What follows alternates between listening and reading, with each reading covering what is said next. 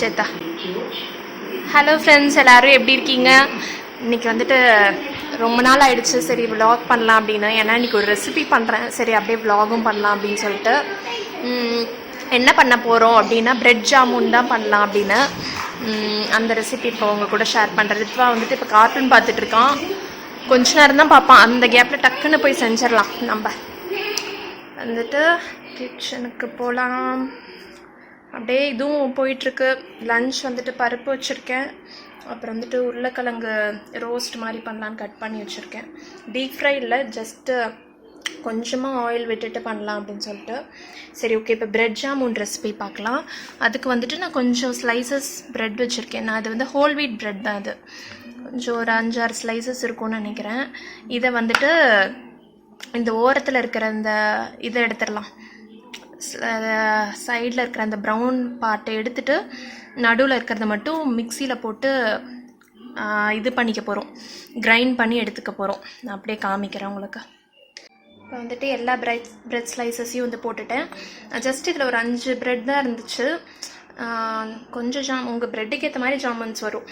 இதில் வந்துட்டு 1 ஸ்பூன் அளவுக்கு மில்க் பவுடர், இது உங்ககிட்ட இல்லாட்டி விட்டுறலாம்.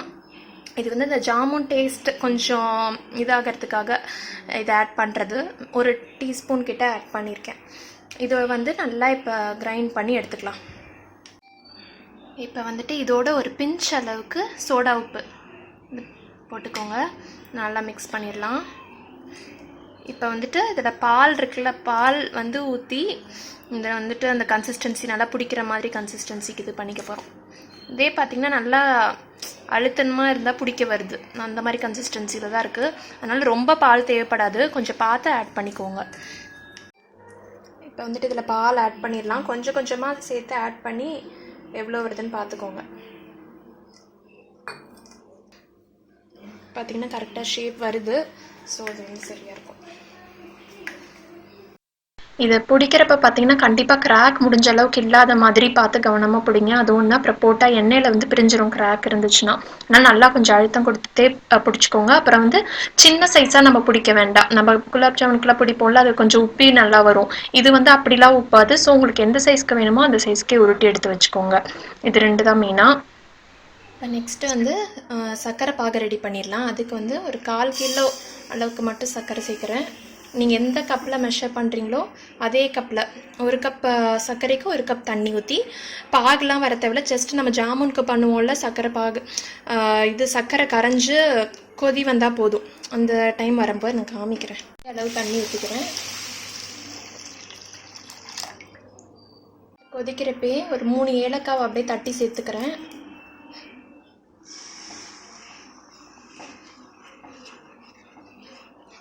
இந்த சைடு பார்த்திங்கன்னா எண்ணெயும் காய வச்சுட்டு ஃப்ரை பண்ணுறதுக்கு. காஞ்சிருச்சு, ஒன்று ஒன்றா போட்டுடலாம்.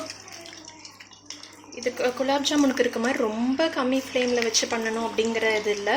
இது வந்து கலர் வர்ற வரைக்கும் வச்சு எடுத்தால் கரெக்டாக இருக்கும். மீடியம் ஃப்ளேம் வந்து சரியாக இருக்கும். ரொம்ப ஃப்ரை ஆகட்டும், கோல்டன் ப்ரௌன் வந்தோன்னு எடுக்கலாம். இப்போ பார்த்திங்கன்னா கலர் வந்துருச்சு, எடுக்கிறதுக்கு சரியாக இருக்கும்.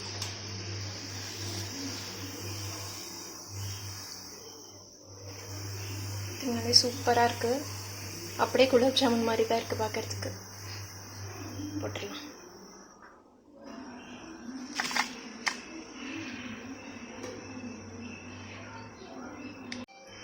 பார்த்திங்கன்னா சுகர் சிரப்பும் பார்த்திங்கன்னா ரெடி ஆகிடுச்சு. குலாப் ஜாமுனுக்கு மாதிரியே தான், கொஞ்சம் அப்படியே பிசுங்கிற டைமுக்கே நம்ம நிறுத்திடலாம். பாகெலாம் வர தேவையில்ல. இப்போ ஆஃப் பண்ணிடலாம். நெக்ஸ்ட் பேட்சும் ரெடி ஆகிடுச்சு. நம்ம பிரெட் ஜாமுன் ரெடி ஆக போகுது.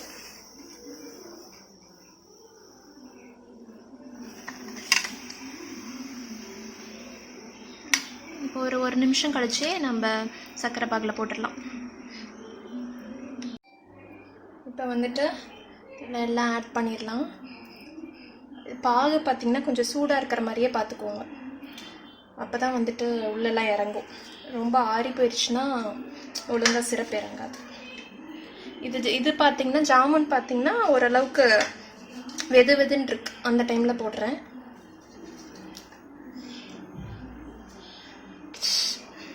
இது வந்து கொஞ்சம் நேரம் ஊறட்டும். ஒரு 1 or 2 hours ஊறினதுக்கப்புறம் சர்வ் பண்ணிங்கன்னா நல்லா சிரப் இறங்கியிருக்கும். ரித்வாக்கு வந்துட்டு இப்போ மேங்கோ ஜூஸ் போடுறேன். எனக்கு ரொம்ப பிடிக்கும். ரெடி. ரித்வாக்கு மேங்கோ ஜூஸ் ரெடி. என்னது என்னது குடிக்கலையா? அம்மா குடிச்சிடுற.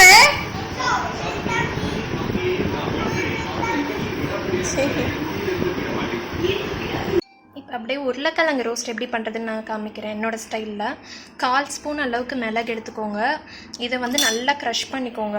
நீங்கள் மிக்ஸியும் யூஸ் பண்ணிக்கலாம், கம்மியான இதனால் நான் இதிலேயே பண்ணுறேன். நல்லா க்ரஷ் பண்ணிக்கோங்க, குயிக்காக பண்ணிடலாம். நீங்கள் இது உருளைக்கிழங்கு மட்டும் வேக வச்சு எடுத்து வச்சுருக்கேன் கட் பண்ணி, 2 உருளைக்கிழங்கு. இது வந்து க்ரஷ் பண்ணதுக்கு அப்புறமேட்டு ஒரு 1/4 ஸ்பூன் அளவு சோம்பு இதையும் போட்டு நல்லா க்ரஷ் பண்ணிக்கோங்க. இதுவும் வந்து க்ரஷ் பண்ண பிறகு 3 பல் பூண்டு இதையும் நல்லா இடித்து வச்சுக்கோங்க. அவ்வளோதான் இதோட.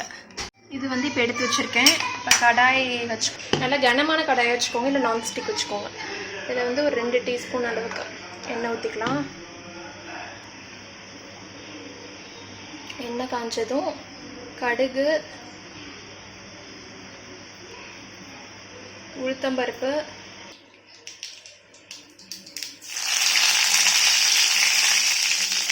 அப்புறமா நம்ம அரைச்சி வச்சுருந்த இந்த இது மசாலா,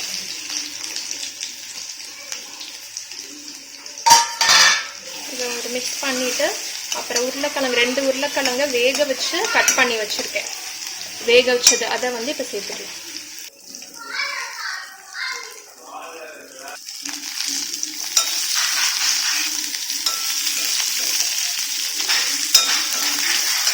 மஞ்சத்தூள்,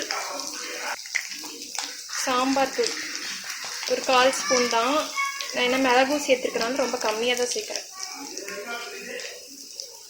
அவ்வளோதான். இதோட உப்பு.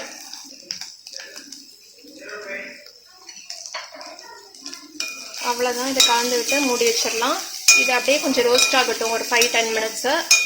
ரோஸ்ட் ஆகிடுச்சுன்னா அவ்வளோதான், நம்ம ஈஸியான உருளைக்கிழங்கு ரோஸ்ட் வந்து ரெடி ஆகிடும். இப்போ பார்த்தீங்கன்னா சூப்பராக ரோஸ்ட் ஆகிடுச்சு. இது ஒரு 5-10 மினிட்ஸ் தான் நான் விட்டுருந்துருப்பேன். நடுவில் ஒரு டைம் மட்டும் கிளறி விட்டேன். பார்த்திங்கன்னா நல்லா ரோஸ்ட் ஆகிடுச்சு பாருங்கள். இப்போ வந்துட்டு ஆஃப் பண்ணிடலாம். இது குயிக்காகவும் பண்ணிடலாம், டேஸ்ட்டும் நல்லாயிருக்கும். டிஃப்ரெண்ட்டாக இருக்கும் டேஸ்ட்டு. மெயினாக ட்ரை பண்ணி பாருங்கள் இந்த ரோஸ்ட்டு. சூப்பரான ஜாமுன் ரெடி ஆகிடுச்சு. ட்ரை பண்ணி பாருங்கள். என்ன பண்ணிகிட்டு இருக்கான்னு பாருங்கள். வர மாட்டேங்கிறான் உள்ள உட்காந்துக்கிட்டு. இங்க பாரு என்ன பண்ற, இங்க பாரு. இப்போ வந்துட்டு இதை கட் பண்ணி காமிக்கிறேன். என்னடா இப்படி கேவலமாக இருக்குன்னு நினைக்காதீங்க. ரித்வா சாப்பிட்ட கப்பு அதுலேயே அப்படி நானும் சாப்பிட்லான்னு எடுத்து வச்சுருக்கேன். இப்போ வந்துட்டு கட் பண்ணி பார்க்கலாம். செம்ம சாஃப்டாக இருக்குது. ஃபர்ஸ்ட் ஆஃப் ஆல் பாருங்கள், நல்ல சிரப் இறங்கியிருக்கு, நல்லா மாய்ஸ்டாக இருக்குது. உள்ளேயும் நல்லா சிரப் இறங்கியிருக்கு. மெயினாக ட்ரையாக இருந்தால் ஒரு மாதிரி இருக்கும்ல, சாஃப்டாகவும் இருக்குது நல்லா. பாருங்க,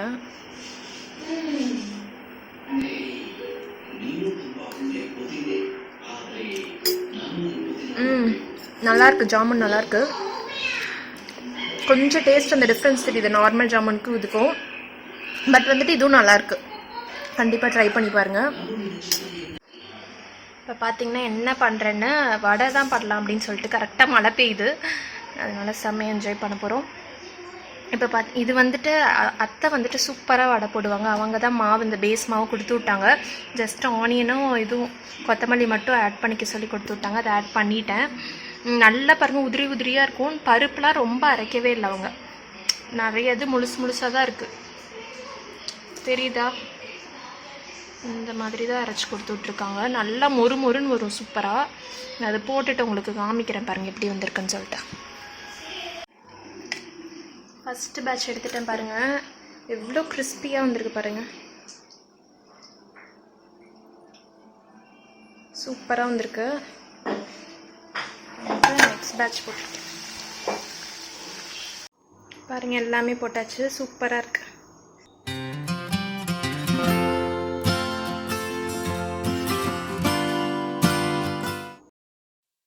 இந்த vlog அப்படியே முடிச்சுக்கிறேன். கண்டிப்பாக பிரெட் ஜாமுனும் அப்புறம் வந்துட்டு பொட்டேட்டோ ரோஸ்ட் பண்ணிங்கன்னா எப்படி வந்துச்சுன்னு சொல்லுங்கள்.